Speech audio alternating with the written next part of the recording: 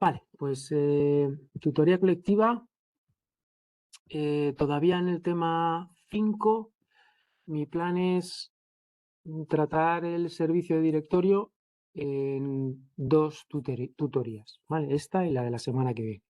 Y con eso ya rematamos el tema 5, nos metemos en el último tema, el tema 6. Volvemos otra vez a presentar otro servicio. Esta vez es un servicio cliente-servidor al que podemos solicitarle cosas y que también interviene en muchas de las configuraciones que se pueden establecer a la hora de montar, digamos, aplicaciones web. Pues quizá no necesariamente. Esto, un servicio de directorio se utiliza en muchísimos ámbitos, también obviamente en instalaciones de servidores Apache, servidores Tomcat, pero ahí tienen muchos más usos, porque viene a ser, cuando escucháis servicio de directorio, viene a ser una base de datos. ¿Qué ocurre? Bueno, pues en las organizaciones y en el ámbito del despliegue de infraestructura informática hay muchos datos, pues nombres de los equipos, nombres de los usuarios, dónde están ubicadas las impresoras, permisos, certificados. Como veis, hay muchísima información que manejar. Y mucha de esa información es consultada por las mismas aplicaciones que están instaladas, ¿vale? Para dar acceso a un usuario, pues alguien tiene que ir a algún listado de usuarios y passwords, para ver si ese usuario se puede autenticar correctamente o no. Bueno, pues estos servicios de directorio se utilizan mucho para eso, para guardar toda esa información y que las aplicaciones se puedan comunicar con este servicio para solicitarle los datos que requiera, para llevar a cabo su funcionalidad, un poco de su operativa dentro de esa infraestructura informática de una empresa. Una de las aplicaciones, como decía, pues puede ser un servidor web Apache, y recordáis que nosotros creamos un pequeño ficherito con nombres de usuario y passwords. Si queríamos securizar de alguna manera alguna parte de la web, que tuviera ese usuario que autenticarse para poder acceder a esos recursos. Bueno, pues esa información podríamos guardarla en un servicio de directorio. Vale. Y el mismo Apache, en vez de consultar esa información en ese ficherito suyo, que solo de alguna manera funciona con esa aplicación, pues puede acceder a este tipo de servicio que está abierto a todas las aplicaciones, tiene un protocolo de acceso definido, estándar, y si esas aplicaciones lo soportan, pues se pueden comunicar con estas bases de datos.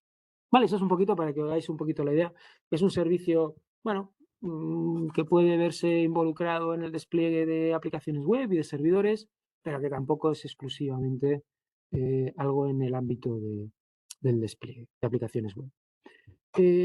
Bueno, aquí entramos un poco, quizá las 5 primeras secciones son más bien teóricas, de nuevo explicándoos un poco cómo funciona, cómo se define y cómo se modela la información que va a residir en este tipo de servicios. Y luego ya en el 6 entramos ya en instalar el servicio en Ubuntu Server y en configurarlo, meter algún dato, quizá acceder al servicio con algún cliente gráfico, bueno, hacer cositas ya de máquina, ¿vale? O sea que hoy quizá podamos incluso instalarlo, dejarlo instalado, y ya en la siguiente tutoría trabajamos un poquito comandos y cosas ya de utilización del servidor.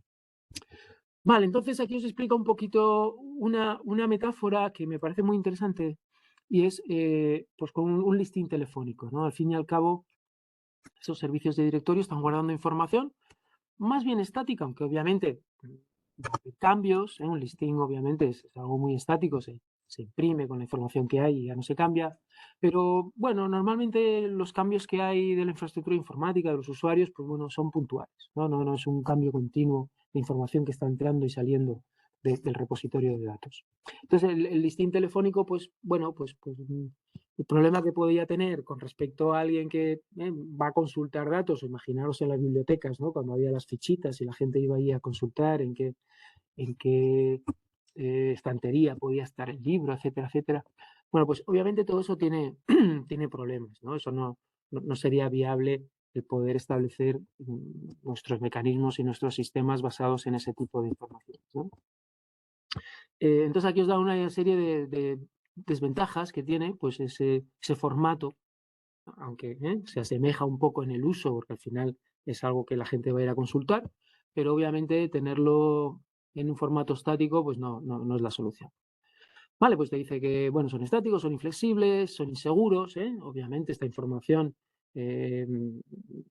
conviene protegerla, conviene que los accesos sean controlados y por gente autenticada. Entonces todo esto en principio no es útil.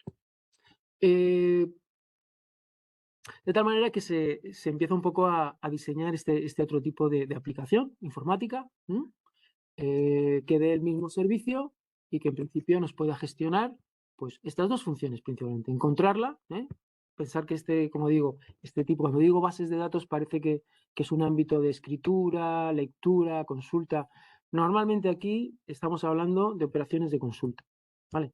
Va a haber una carga de datos, obviamente, hay escritura porque va a haber una carga de datos, pero la operativa más común y que el sistema tiene que estar optimizado realmente y ser muy rápido es para la consulta de datos, ¿vale? Que esa es un poquito la funcionalidad principal.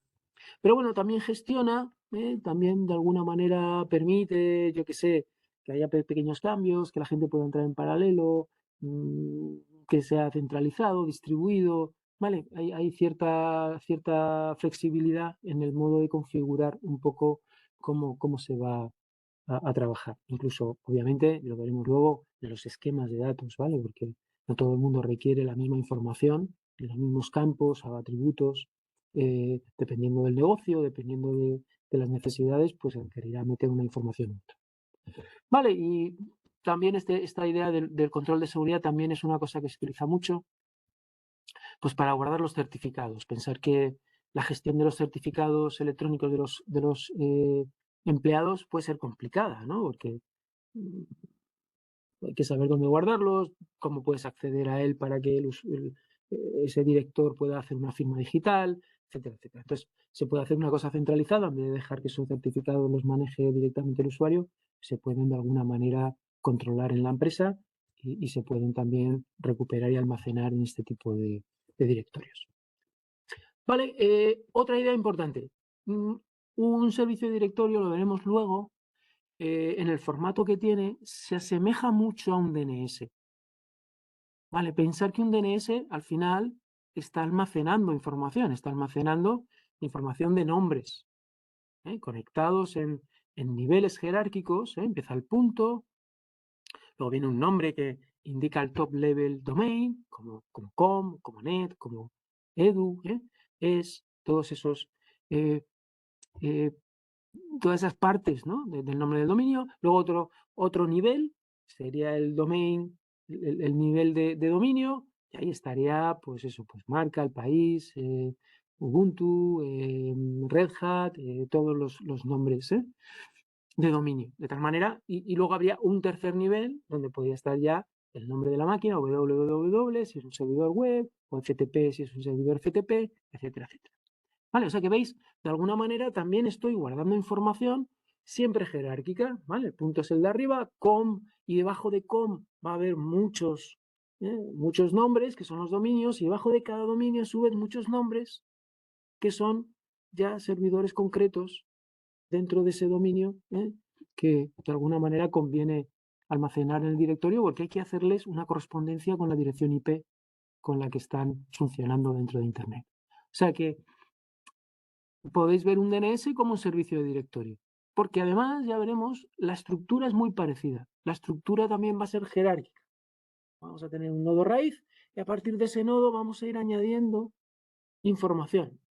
¿Vale? Pues organizaciones, a lo mejor unidades organizativas, debajo grupos o usuarios, debajo de los usuarios Pepito, Manganito, ¿sí? Todos los distintos usuarios, debajo de los grupos, ¿sí? Otro quizá infraestructura del departamento o por departamentos, ¿vale? Pero siempre vamos a ir desde, digamos, el nodo raíz que representa, digamos, el todo de lo que quieres almacenar, el nombre de la empresa o el nombre del dominio asociado a esa empresa.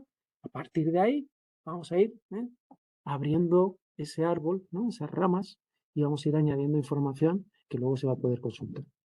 Vale, o sea que en principio la idea es un poco compararlo, no es lo mismo, pero tiene cierta inspiración los DNS o la estructura de los DNS con respecto a los servicios de directorio.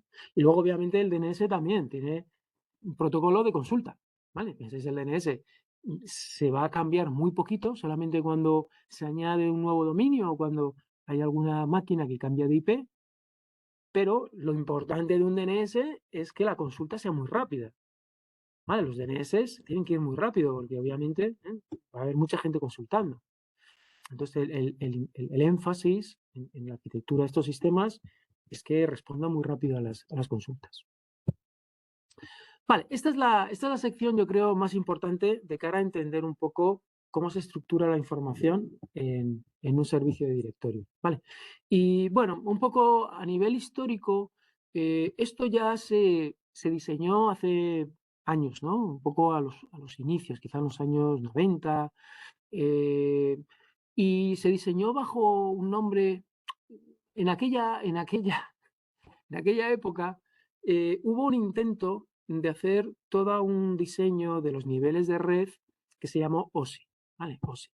Y OSI era un estándar con 7 capas en las comunicaciones, ¿no? Pues desde el físico, el enlace, el red, transporte, sesión, ¿vale? Tenía una serie de capas. Muy pesado, muy completo, pero muy complicado de manejar, muy complicado de manejar.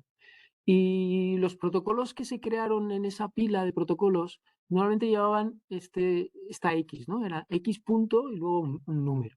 ¿No? Y esta se llamó X500, ¿vale?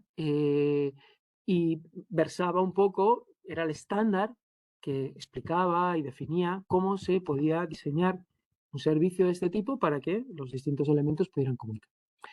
O si en un momento dado, pues desapareció y se impuso TCP/IP.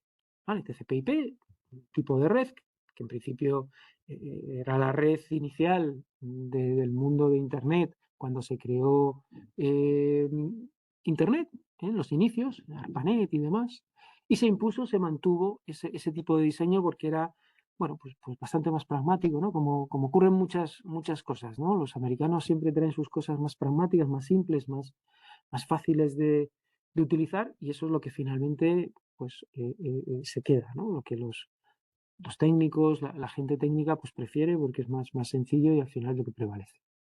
Bueno, pues cuando trabajábamos con OSI, este tipo de protocolo, este tipo de comunicación con el servicio se llamaba DAP, protocolo, imagino que es Directory Access Protocol. Y cuando ya se cambió a TCP/IP, se le puso la L delante. La L viene de light, como de simple, light tap. ¿Vale? Bueno, y básicamente, pues, obviamente el EDAP se quedó como protocolo de utilización para conectarnos ya no con un servidor X500, sino con un servidor LDAP, ¿vale? Que se llama normalmente. Vale, pues cuando tenemos el directorio, lo que vamos a tener vamos a crear este tipo de Directory Information Tree, un árbol, como os digo, jerárquico de información, de directorio. ¿Vale? Y estos árboles, lo vemos aquí, tienen esta pinta. ¿Vale? Tienen una raíz y empezamos a bajar ramas. Algunos de estos nodos son hojas, con lo cual aquí termina de alguna manera la información que cuelga, y otros, como veis, básicamente esta es una parte del dominio, esta es otra parte, luego ya empiezan las unidades organizativas, empiezan a decir, bueno, pues aquí voy a meter la información sobre la gente, aquí sobre las consultas, aquí tengo 2 usuarios que cuelgan de People, ¿vale? Y iríamos de alguna manera construyendo, añadiendo información de esta manera jerárquica. Eso sería un DIT. Os voy a colocar, bueno, lo que nos encontramos dentro. Os voy a poner esta diapositiva, ¿vale? También es interesante. Lo que nos encontramos dentro de este árbol son objetos, lo llaman objetos o entries, ¿vale? Que aquí lo traduce un poco como entidad, ¿vale? También se llaman objetos. Y obviamente estos objetos pues ya son algo que se describe, ¿vale? Con atributos. Pues algo que necesita ser descrito y normalmente se utilizan atributos para describirlo. Y ahora voy a intentar describiros un poquito cómo funciona esto, ¿eh? Lo vamos a repetir desde varias fuentes para que yo creo que se va a quedar más o menos claro si os lo explico de varias maneras. Una cosa interesante que hay que entender es que cada una de estas entries está asociada con un object class. Vale, los que dais programación seguramente y orientación a objetos, seguramente que esto lo entendéis con bastante más facilidad porque es un patrón que ya conocemos de la orientación a objetos, ¿vale? ¿Qué quiere decir? Bueno, pues si veis todos los atributos para los que vamos a necesitar rellenar, ¿no? De datos, los atributos son campos que tienen sus valores, están definidos en el object class al que hace referencia la entidad, ¿vale? Entonces, si esta entidad dice que es una instancia del object class organizational unit, esto quiere decir que tiene que definir un dato para todos los campos que pertenecen a este object class, ¿vale? El object class simplemente define los campos, no define los valores asociados a los campos, ¿vale? El object class define esta clase y en un sitio, en el esquema, veremos, asociado a este object class hay un montón de campos. Vale, pues si en una entry de mi DIT, de mi árbol, digo que esta entidad está asociada a este object class es porque básicamente tengo que darle valores, no a todos, porque hay unos que son obligatorios y otros son opcionales, pero puedo darle valores a una serie de campos que describen esta entidad, ¿vale? Y que tienen que ver obviamente con los datos que describen a una unidad organizativa. ¿Vale? Cada object class es un concepto al que hay que matizarlo con una serie de campos. Vale, entonces esta es un poquito la idea. De tal manera que tenemos el concepto de object class, muy importante entenderlo.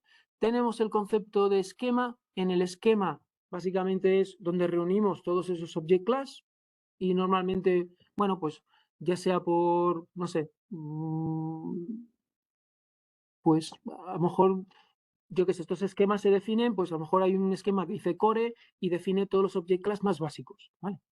Y luego hay otro que decide modelar otro área asociada con algún otro negocio, con otra funcionalidad de la red y genera otro conjunto de object class para definir esa información que va a ser representada en el DIT y genera otro esquema. ¿Vale? Los esquemas de alguna manera van juntando object class que tienen que ver con el modelado de algún área de información que puede resultar interesante y se realiza, ¿vale? Muchos de ellos son estándares, o sea, ya están definidos, hay unas RFCs del mundo de Internet y están definidos y tú directamente lo coges y lo cargas, ¿vale? Y lo reusas, mucha gente reusa.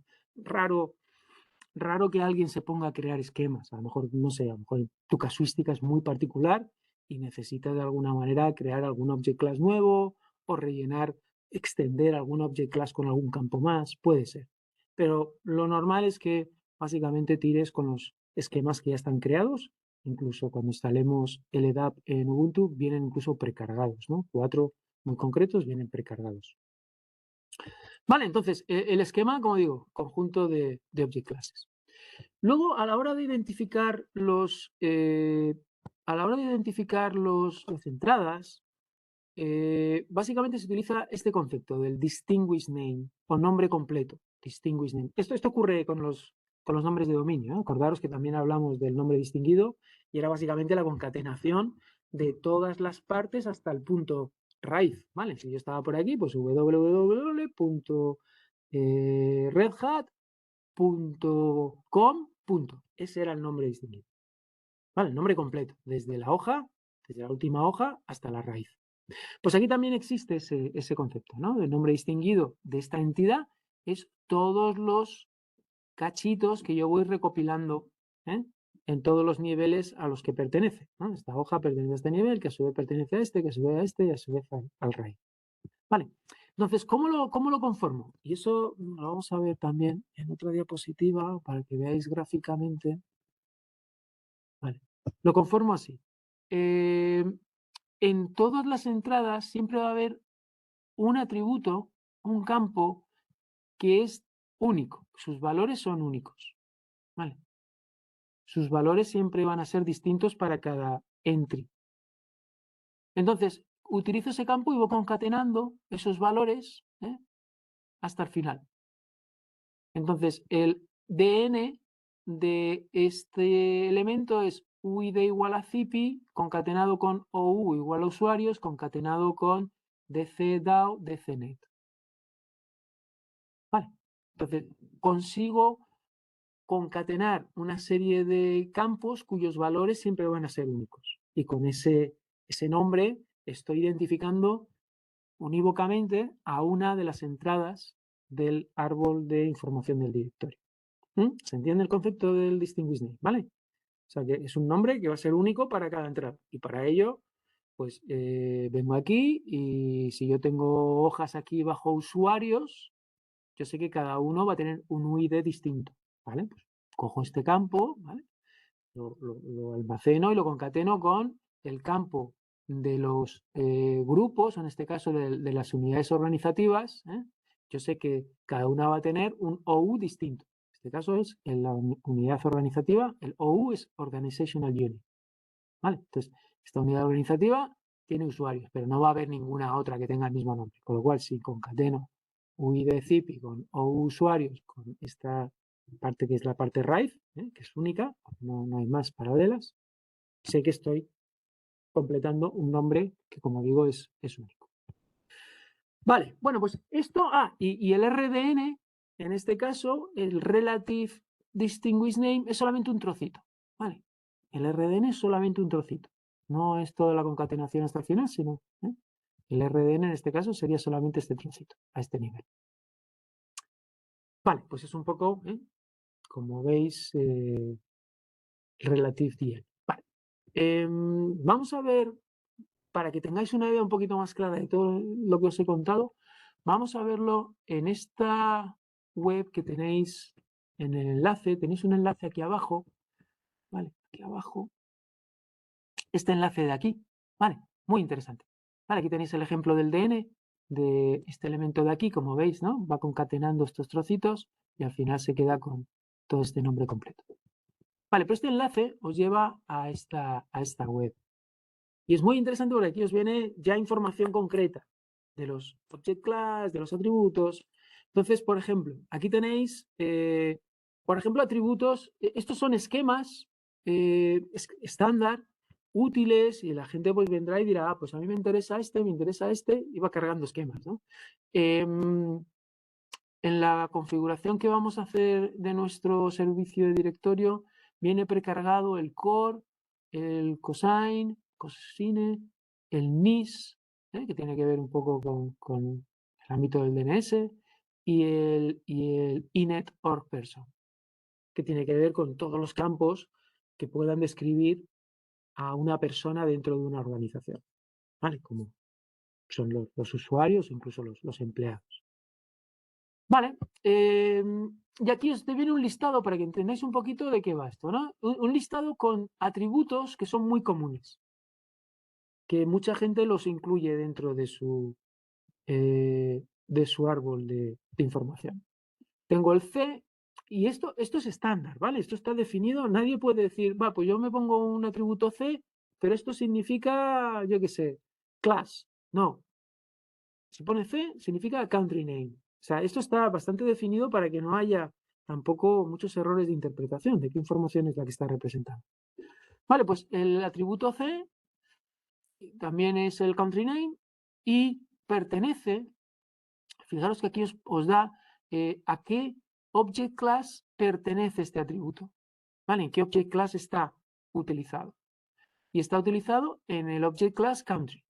O sea que si yo tengo que dar información sobre países, por cualquier razón, porque lo necesito representar en mi organización, bueno, pues tengo que utilizar una entrada que va a tener una referencia a este object class. Y por tener una referencia a este object class voy a poder rellenarle el atributo C, porque está de alguna manera representado. ¿Dónde está este object class en esta tabla? Te dice, ¿no? Esta tabla, además de decirte dónde está el atributo, te dice si necesitas este object class, que sepas que lo que tienes que utilizar es el esquema llamado core.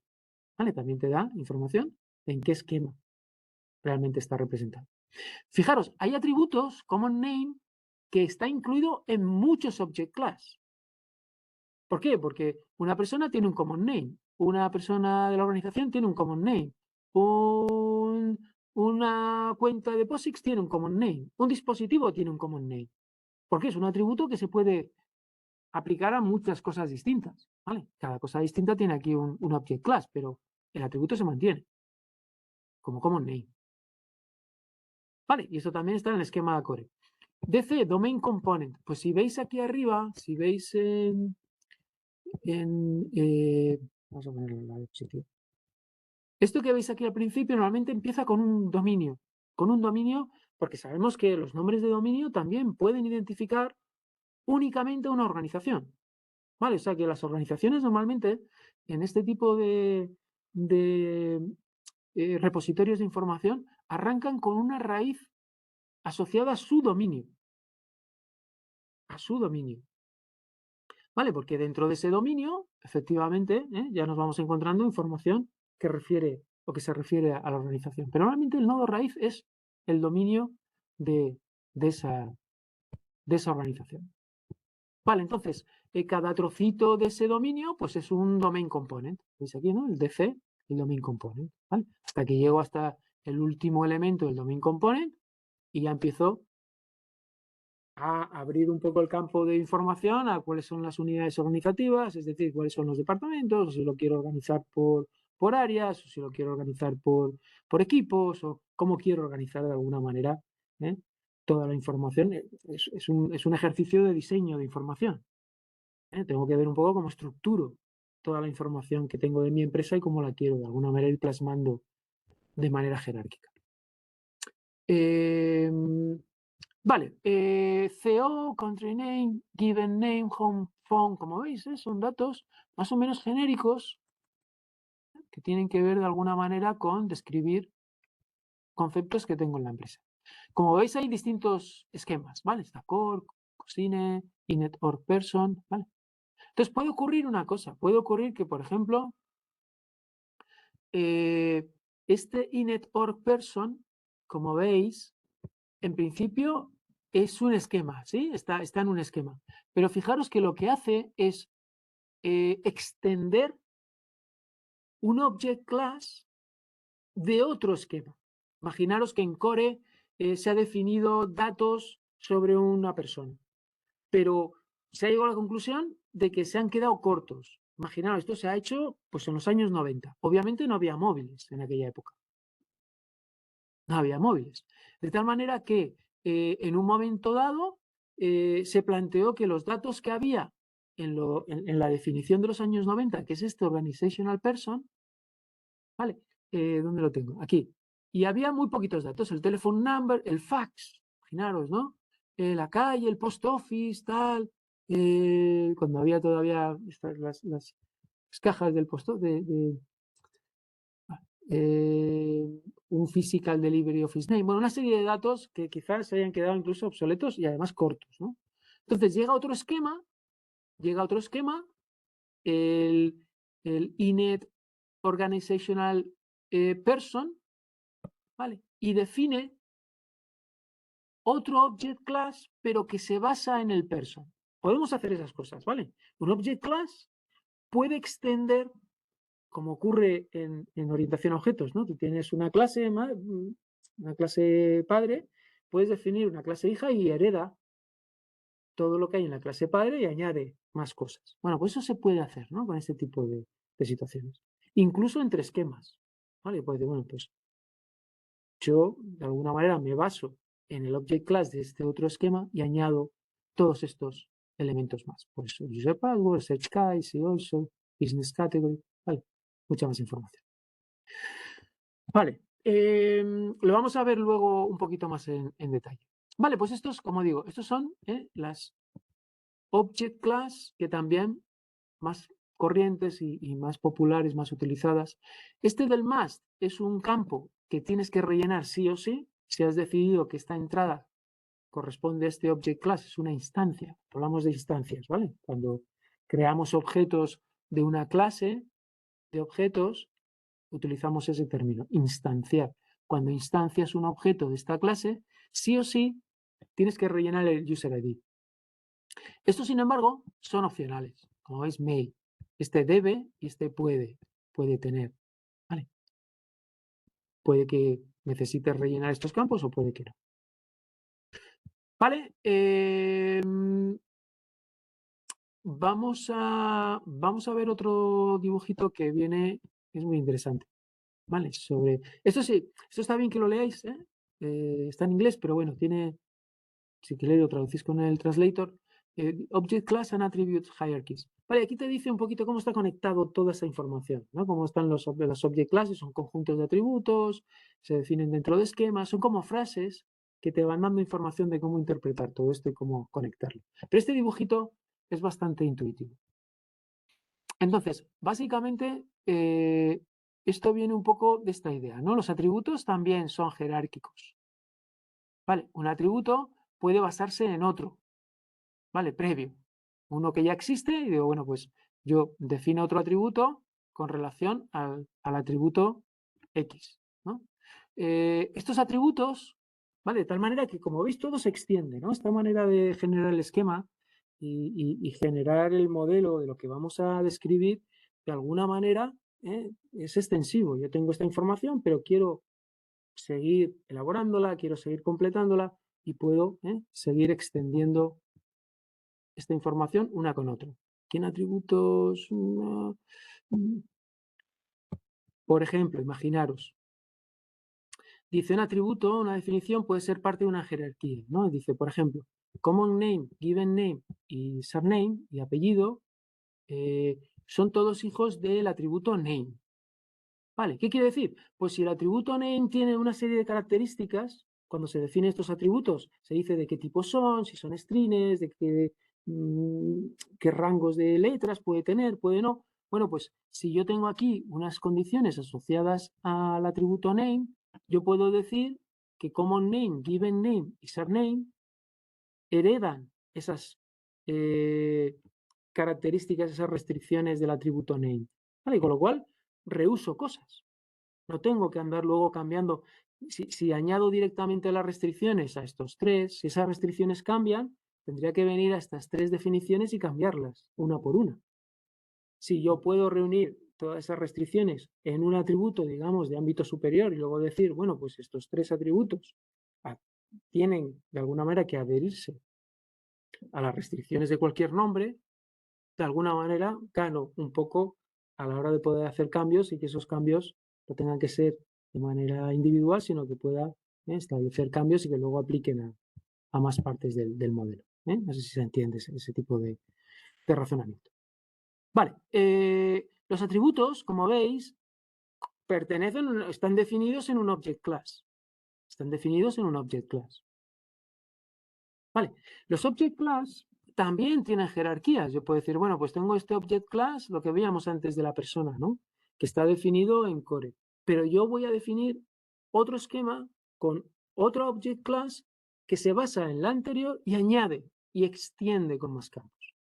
¿Vale? Entonces, este tipo de conexión de un object class con otro va por ahí. Los object class no parten todos de cero, sino que alguno puede decir, bueno, yo me baso en este y lo completo. Todas las entradas están conectadas con un object class estructural, os decía, solo con uno, ¿vale? Con uno estructural. Pero puede haber algunos, una entrada puede tener, además, asociaciones con object class auxiliares.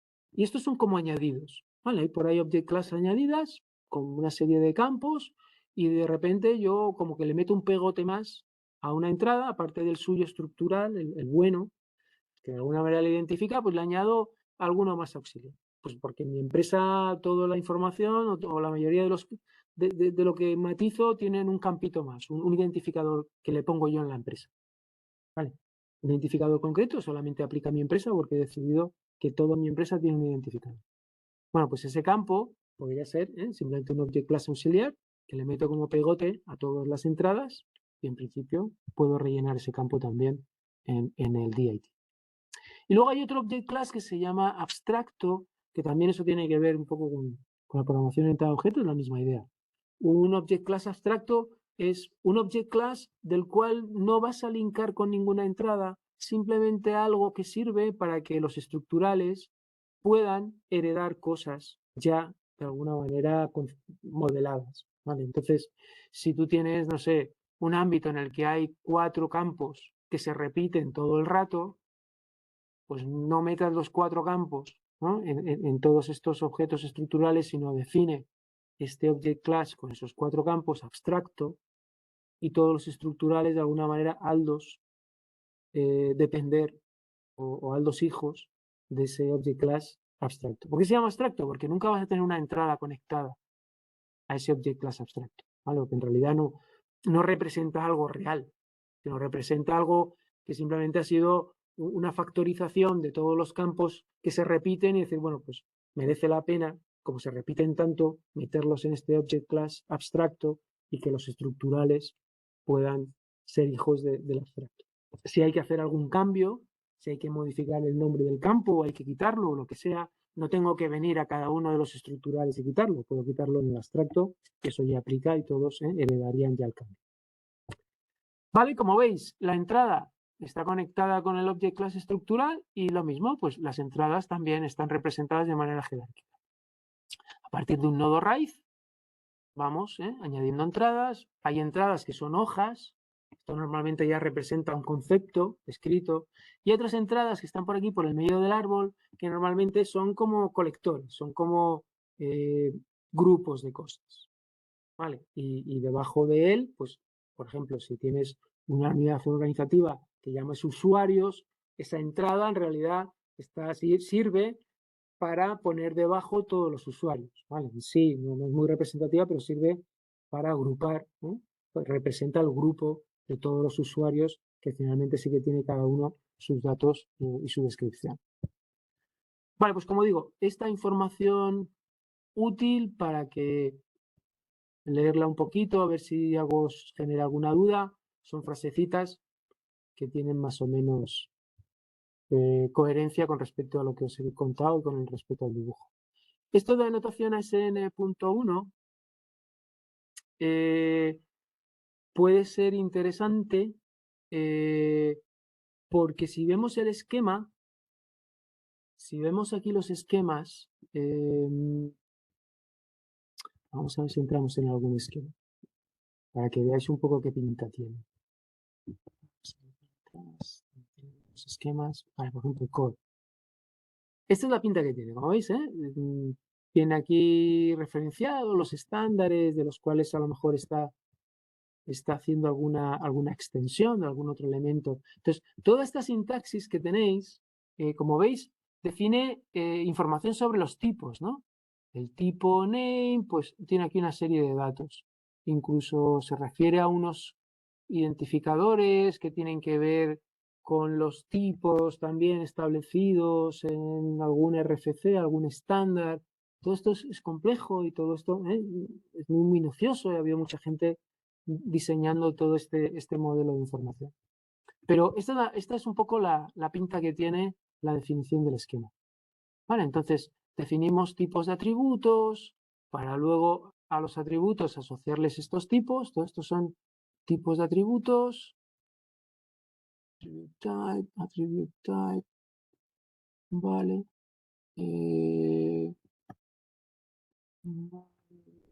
Attribute type, vale. Te dice cómo los puedes comparar, cómo los puedes ordenar, bueno, distintas informaciones.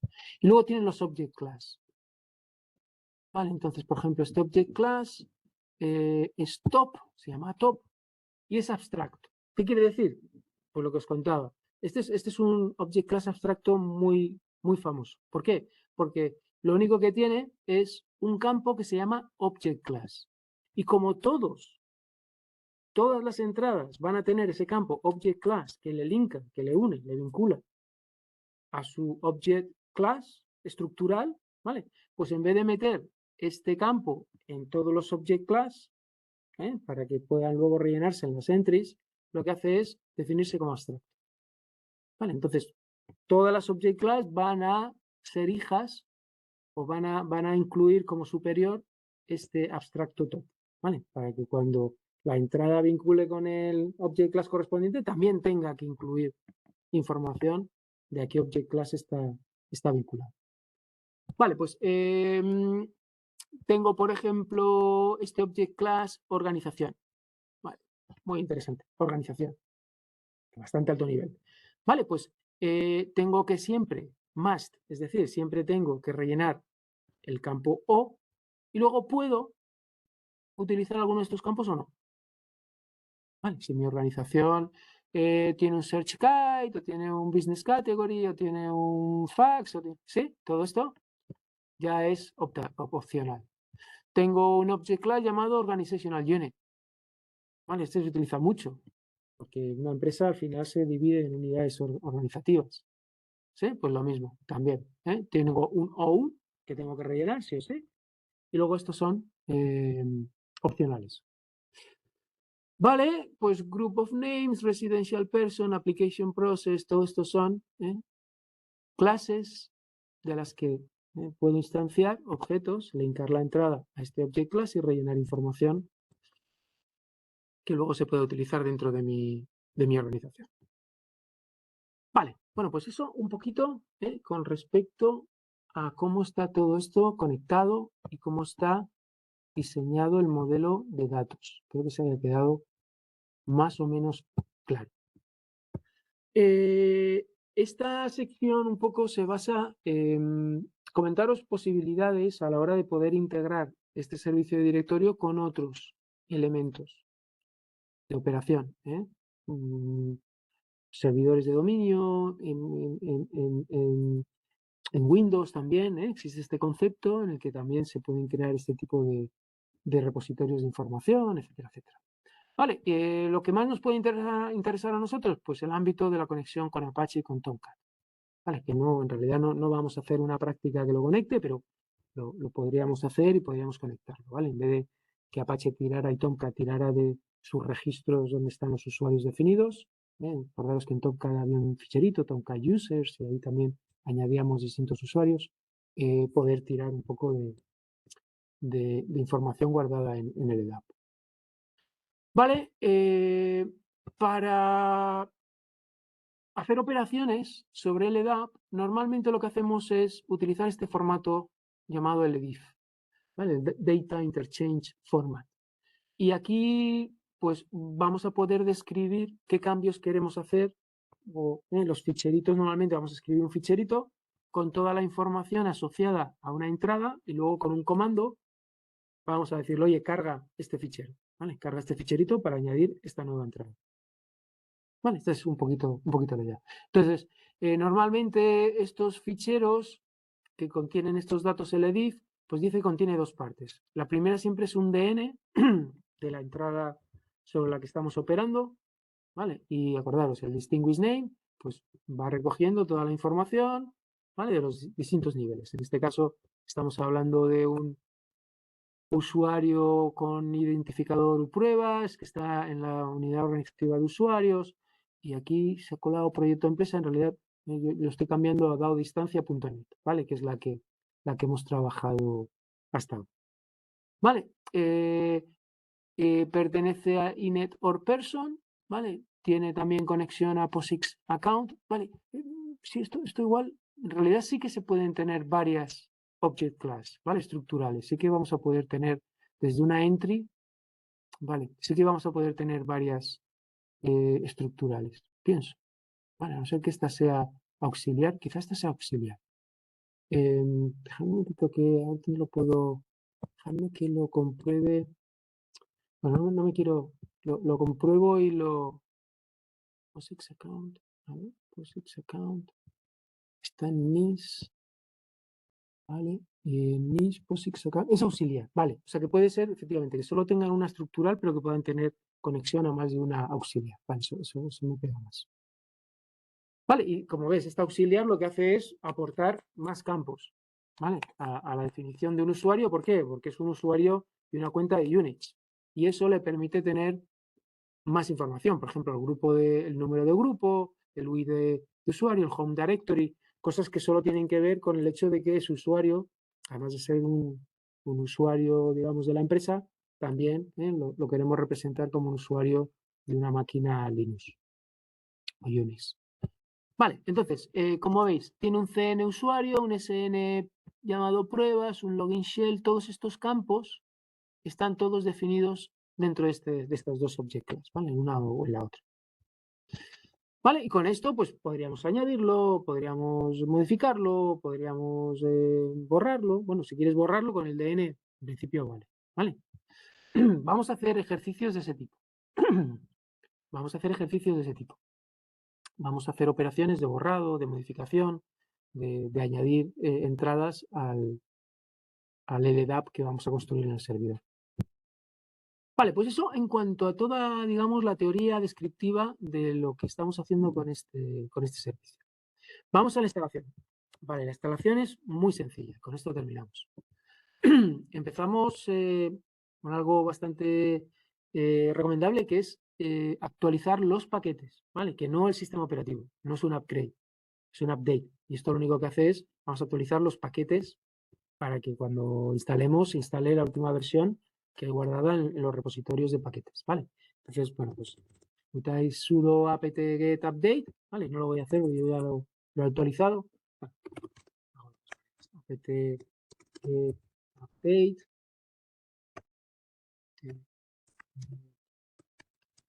Update. Vale. Vamos a correr esto por el lado.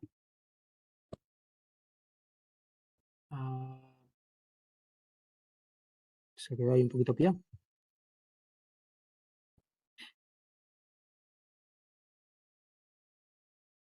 Vale, un segundito. Bueno, no sé si quiero un poquito lento, lo voy a cortar. Porque en principio yo creo que tengo los paquetes actualizados. Vamos a ver si lo podemos instalar. Simplemente instaláis estos dos paquetes. Install LabD, ¿vale? Que es el demonio. LDAP en Ubuntu. El Open, en realidad se llama OpenLDAP. OpenLDAP, ¿vale? Es el paquete que instalamos en Ubuntu.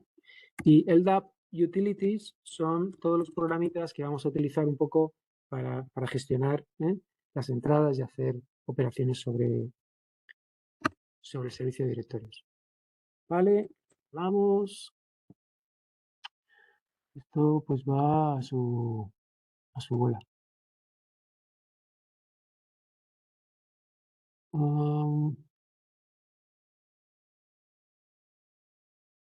Está yendo muy lento. Bueno, no tiene más misterio, ¿vale? Hacéis esta operación, instaláis, os voy a pedir unas contraseñas, contraseña del administrador, yo he puesto admin, ¿vale? Para que no se me olvide, admin, y una vez que lo instaláis, ya lo arranca. Ejecutar este comandito para ver que efectivamente en el puerto 389, ¿vale? Lo tenéis corriendo. Después de la instalación, en principio ya te lo inicia. Luego lo puedes trabajar con systemctl. Tenéis en la siguiente sección, tenéis también los comandos de status, de start, stop, todos los comanditos que necesitéis para gestionar el servicio. Vale, y con esto terminamos la tutoría de hoy. Como digo, la semana que viene ya trabajaremos un poco metiendo información, trabajando un poco de alguna manera adecuando ese esquema o ese modelo a ciertas informaciones que queremos meter nosotros, ¿vale? Dentro del servicio de directorio.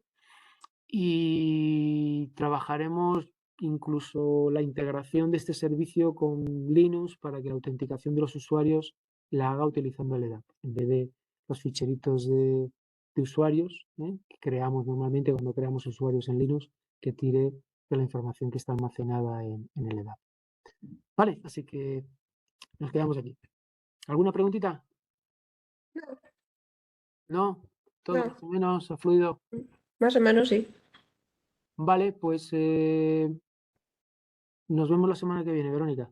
Vale, gracias. Venga, mucho ánimo. Adiós. Hasta luego.